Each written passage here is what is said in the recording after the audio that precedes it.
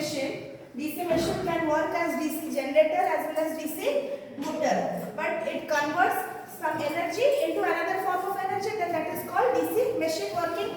So DC machine can work as generator if it converts mechanical energy to electrical energy, and the opposite, if it converts from electrical energy to mechanical energy, it works as DC motor.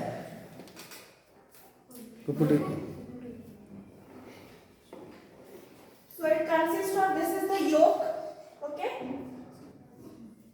It consists of the yoke that suppose a cycle bearing. So the outer part, it protects the spokes of the cycle. So that is the outer metal bearing that is known as the yoke. So similarly in this DC machine also, this जो बाहर के part है, this is known as yoke.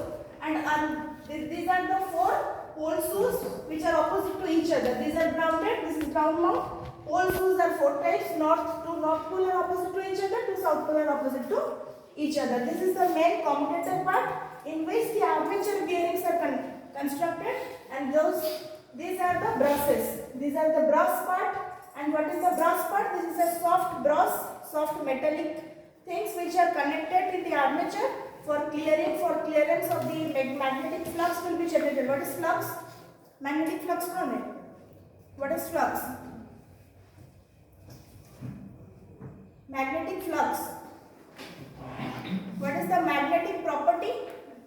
And the varying magnetic field रे गोटे conductor को place करते हो, से तबे magnetic flux generate होता है और या unit of Weber.